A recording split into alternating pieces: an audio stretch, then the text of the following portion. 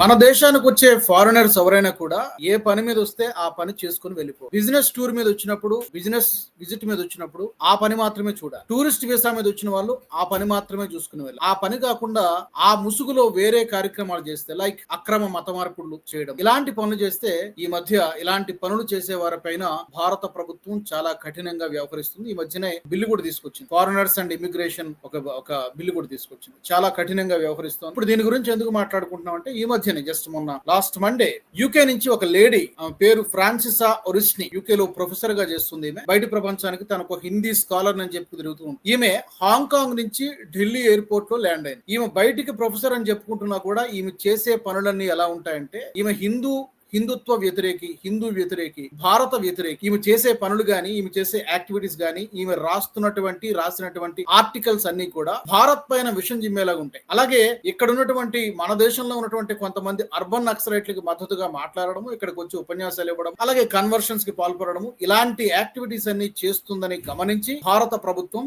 ఈమెని black list లో పెట్టింది గత మార్చిలో. ఈమె డైరెక్ట్ గా లండన్ నుంచి కాకుండా, యూకే నుంచి కాకుండా హాంకాంగ్ వెళ్లి, హాంకాంగ్ నుంచి ఢిల్లీ ఎయిర్పోర్ట్ లో ల్యాండ్ అయింది. మళ్ళీ ఏదో యాక్టివిటీ చేయడానికి ఇక్కడికి వచ్చింది. వెంటనే ఇమిగ్రేషన్ అధికారులు గుర్తించి, అమ్మ నీకు ఇక్కడ ప్రవేశం లేదు, you are not allowed in India, already మీ వీసా నిబంధనలను అతిక్రమించారు కాబట్టి మీరు బ్లాక్ లిస్ట్ లో ఉన్నారు, గో బ్యాక్ అని చెప్పి పంపించేసి. సో ఇలాంటి వాళ్ళు చాలా మంది వస్తున్నారు భారతదేశానికి. గతంలో ఈ ప్రయత్నాలు చాలా జరిగాయి. ఇప్పుడు అలాంటి వాటి విషయంలో ఏమాత్రం ఉపేక్షించేది లేదు అంటూ భారత ప్రభుత్వం చాలా సీరియస్ గా వ్యవహరిస్తుంది.